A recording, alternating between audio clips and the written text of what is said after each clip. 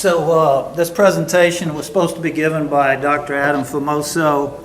Dr. Famoso, Shaw talked a bunch about the winter nursery in Puerto Rico. As it worked out, some of Adam's material matured a little bit quicker than he thought it was going to mature, so he's down there this week harvesting. My name is Steve Linscombe. I was a breeder at Crowley for a number of years, and Adam, who's taken over the position down there, asked me if I would give his presentation. I do want to start out by saying that Dr. Shaw, we're very fortunate to have him in the South. I'm glad he's in Arkansas, but his work spreads throughout the southern United States rice growing region, and Shaw does an outstanding job. I want to talk about some of the recently released varieties that have come out of the program at Crowley. This is a publication that the rice folks at the rice station and on campus at Baton Rouge put out every year. It's called Rice Varieties and Management Tips. Dustin Harrell, who's sitting right here, he kind of coordinates putting this publication together. It's got a lot of good information in it. You can certainly go to the Ag Center website and pull up this publication. A lot of the information I'm going to talk about here today is in that publication. And I realize this is a lot of numbers on a very small slide, but it's just one of the tables that is in this publication, and basically it shows all of the commercially available varieties and hybrids, long grains, specialty, and medium grains, and it shows how they have performed at a number of different testing locations throughout Louisiana. For example, the Rice Research Station, Acadia Parish, St. Landry Parish, a South Form location at the Rice Research Station. So don't try to spend too much time looking at this table, but go to the publication, and it kind of has a lot of good information, not only on yield, but on maturity, on plant height, on milling. One thing that Adam has included the last few years is chalk. We keep hearing about quality, and chalk is one of the main quality components. Shaw was talking about the Linseedle. We got 2 or 3 different ways to measure chalk, but this one column here is very, very important. That's a percent of total chalk within a sample of milled rice, and really this has become more important in the breeding efforts, especially over the last 10 or so years. So this just kind of shows the yield potential at the various testing locations. Some of them are historically and consistently higher than others for various reasons. This is Acadia Parish, not far from the Rice Station, Evangeline Parish, Calcasieu Parish. This is Vermilion Parish. 2 locations at the Rice Research Station. The main station, the South Farm. This is North Louisiana, the St. Joe Research Station, St. Landry, and this is what we call the URN, which is a uniform test conducted by all the southern breeders at all the different locations. So specifically, this is the recommended Clearfield resistant varieties. The long grain varieties, well, the medium grain variety as well.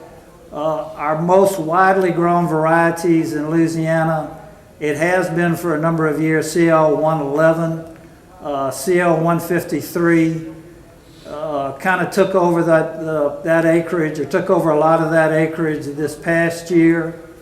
When CL 153 was released, it basically, historically, over all the years of testing, it didn't have quite the total yield potential as 151, but it did have better quality, better lodging resistance, and certainly better blast resistance.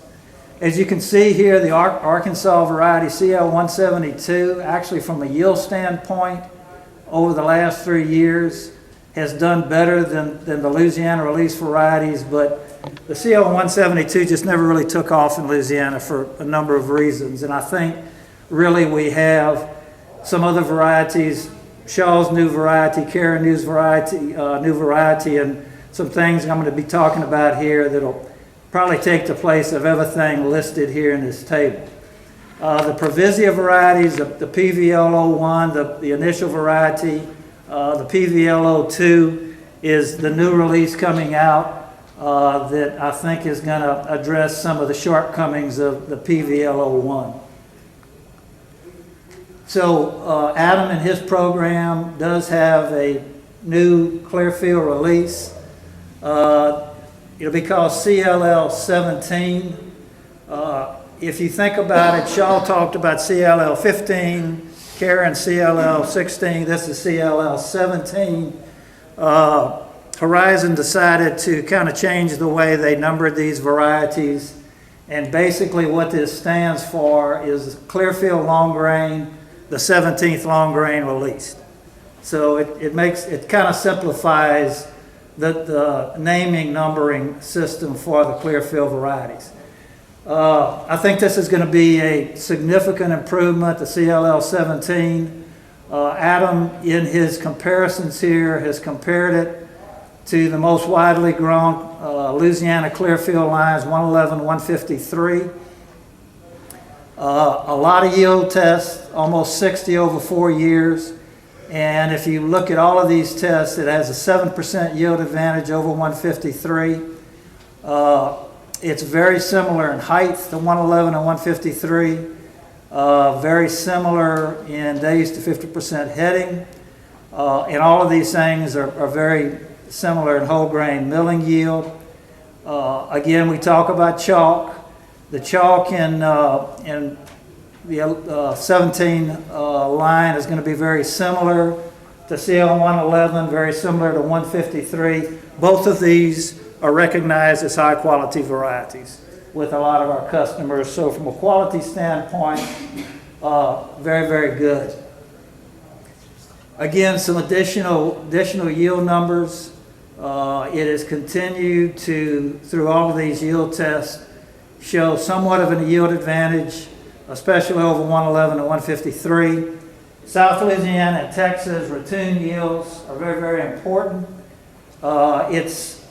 We don't have near as many, or Adam doesn't have near as many yield tests because it's kind of difficult very often to conduct ratoon tests because you're coming after the first crop. But the yield tests that are available show that this is the experimental number of the 17. It does have good, consistent ratoon potential. Another advantage, it has the two blast resistance genes that Shaw talked about, the PIK and the PETA. It is going to have very good blast resistance. It is rated as resistant, comparable to CL 111 and 153 from both a rotten neck blast and a leaf blast standpoint. Every year we have sheath blight. Blast comes and goes. But it's extremely critical because when we do have a bad blast year, it actually can be a lot more devastating than sheath blight.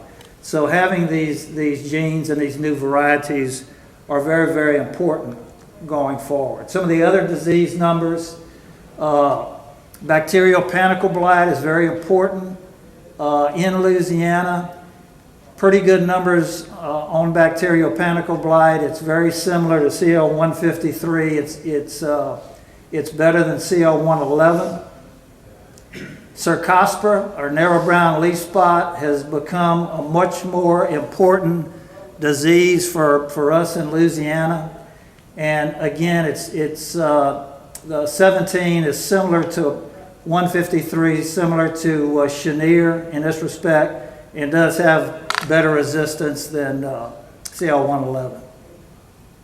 So the Provisia technology is coming on. The first variety that was released a couple of years ago was PVLL1. We knew coming out with this variety that it was going to probably not have the ability to compete with our better conventional and our better Clearfield varieties. This variety was developed in a very short period of time. a little bit less than 5 years. Shaw talked about how he is really expediting since he's gotten the Provisia material, and I'm very impressed with what you've been able to do in such a short period of time. But again, the PVLL1 was not the best yielding variety, but it did have very good grain quality, and it allowed us to utilize the Provisia system as soon as possible. The next Provisia variety will be PVLL2. You can see it does have a significant yield advantage over PVLL1 and is competitive with some of the better clearfield varieties. Adam has tested this line over 5 years at 55 different environments. There will be limited commercial seed available in 2020. It does have a pretty consistent 11% yield advantage over the 5 years, and actually had a 20% yield advantage over PVLL1 in 19. It has very low chalk, similar to PVLL1. It does have typical amylose and gel temp southern long grain cooking quality. It has a little bit shorter grain length, but I don't think this is going to be prohibitive. It actually has a longer grain than CL151, which was a predominant variety in the South for a number of years. Days to heading, it's advantageous. It's actually going to be almost 10 days earlier than PVLL1 and actually a little bit earlier than CL153. It's a little on the tall side, but up to this point, everything that's been observed, lodging has not been an issue. So you can see the blast numbers here. It's much better in blast resistance than the PVLL1. It's actually better in sheath blight.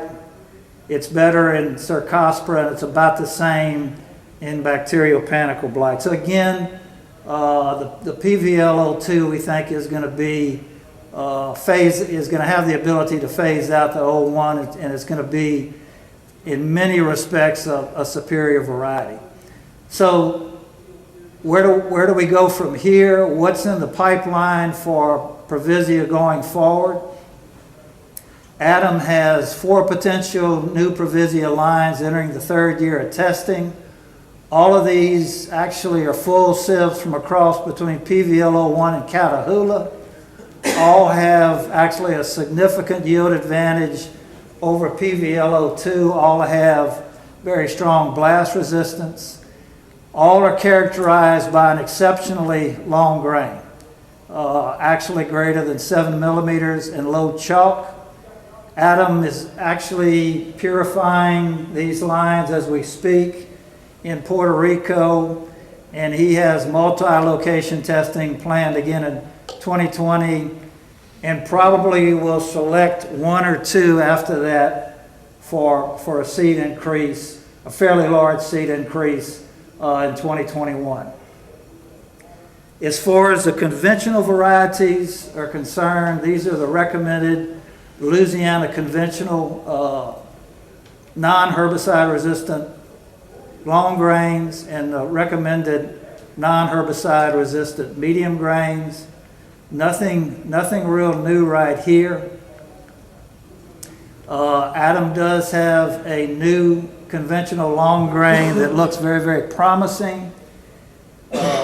Tested as 2140. He actually had a seed increase on this line at the rice station this past year in 2019, but it looks like he had the line in Puerto Rico last winter, this time last year. But he also had some hybrid material that was probably too close to it, and it looked like he had outcross between the hybrid material and his increase in Puerto Rico.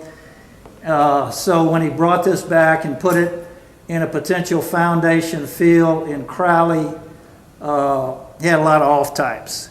So he decided to bring head rows back to Puerto Rico, and he has cleaned them up, and he will have an additional foundation seed field this next growing season, and this has a very good chance of being released after next fall sometime. Basically, the line is a cross between Chenier and Mermentau. It appears to have a yield advantage over both Chenier and Mermentau. It's 2 inches taller than Chenier. It's 2 days earlier than Chenier. Very good grain chalk characteristics. It does have the amylose cooking characteristics of Mermentau. The difference between Mermentau and Chenier has a high amylographic profile that causes it to cook a little bit different. This is probably better because it's more of a southern traditional long grain cooking quality. As far as other lines in the conventional breeding pipeline, he's looking at 1902 to 07. It was very high yielder the last 2 years. Continuous in that time, a significant yield advantage. Does contain good blast genes. Very similar agronomic and grain characteristics to Chenier. Another line that even shows better yield potential is the 2212, and these are probably some lines that Adam will be talking about down the road. He has 41 conventional long grain lines that he tested kind of for the first time in 2019. He had several of those lines that looked very good. One that really stood out was this 1537. And this is kind of a hodgepodge. This is Arkansas variety. The cross is Arkansas variety Taggart, an old Louisiana variety Trenas, old Louisiana variety Cocodrie, and old Texas variety Jefferson. And it showed a pretty significant yield advantage over Chenier in 2019 with all the other good things. Low chalk, very good milling quality. So he'll expand the testing on this line going forward. He is looking at a conventional medium grain. It's a cross between actually two of Shaw's lines, Neptune and Jupiter. It's shown a 9% yield advantage over Jupiter, equal in 2019 to Jupiter and Titan. It's 2 inches shorter than Jupiter and contains the PIZ blast gene. The hybrid program continues working with Mr. Lee, Dr. Famoso, and Dr. Ord at Crowley. The LAH 169, they're still working on it there. We've had some issues. We thought this was going to be the first hybrid cross coming out of Crowley. Had some issues with seed increase. We had about 4 different tests to see what the potential was for seed production on these lines, and the results were somewhat disappointing, but there is new hybrid material coming that will probably be superior to the LAH 169. So the other thing that Adam has started, we know that we've got some quality issues in a lot of our Latin American markets, especially Central America, Costa Rica, Nicaragua, to some extent Colombia. A lot of our competitors that bring rice into these areas have become a lot more competitive. I have personally went down to Uruguay the first time 30 years ago. They were growing a lot of rice. It was not very high quality. Today, their varieties that they're exporting to Mexico and to Central America are better quality than what's coming out of the United States.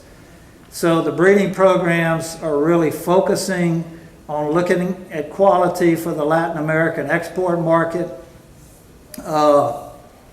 and are getting funding from, Adam's program is getting funding from a couple of different sources to facilitate this work.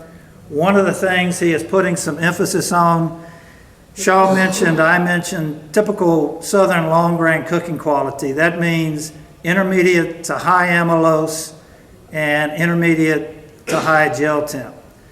Our competitors, a lot of the rice that's coming out of, say, Paraguay, is what we call indica cooking quality. It has higher amylose than our materials, but it has low gel temp. It actually has the same gel temp as our medium grains. So Adam is focusing on actually developing adapted lines for the southern long grain rice growing area that has those characteristics, because if successful, we think this may actually expand some of our export markets in some of these regions. Again, the breeders get up here and talk. Dr. Formoso or me in the past got up here and talked. But breeding programs, whether it's the one in Crowley, the one in Arkansas, or wherever, are dependent on a lot of people. In Adam's program, he's got some excellent long-term research associates and technicians. He's got some great graduate students. Student workers are critical in a breeding project. And Shaw talked about the molecular breeding. Adam has really exponentially expanded the molecular breeding program at Crowley, and a lot of this is due to Burjeesh, who's been there about 4 years now and is doing an outstanding job running this molecular breeding lab. So that's the comments I had. If anybody would have a question for either me or for Dr. Shaw, I'll turn them all over to Dr. Shaw. Yes, sir. Is the recommendation on the PVLL2 still 2 fungicide applications? I'm going to let Tim address that since he's in the audience here. I mean, I think so, but I'm going to let Tim address that. Well, there's no doubt with the one gene as opposed to having no genes is a drastic difference. But Dr. Linscombe, it's okay for me to say it, and we're still talking about it in severe pressure, untreated with no gene, can literally almost wipe you out, where you may have maybe 50% loss or so with the one gene. So from that being said, if blast conditions are present and all that, then we certainly believe that insurance application would benefit the PVLO2. I'm going to, follow up. I think with any new variety, the first time it's out there on a large commercial acreage or commercial acreage, I think it's good to be conservative and just to approach it, and probably the first time, well, hopefully we won't have blast pressure. But if we do, I agree with Tim. I think I would err on the conservative side. And the good thing, again, about the PVLO2 is just like the PVLO1. I mean, these are going to be short duration varieties from a life cycle standpoint. The lines that Dr. Formoso has in Puerto Rico right now is certainly what, the portfolio will look like, maybe as early as 2021 to certainly 2022 going forward. So. Well, we appreciate very much your attention. Yes, sir. CL17, when will that be released commercially? It's gonna be wide scale in 21. You got a little bit of it this year? It'll just in seed production in 2020, launch in 2021. Thank you very much.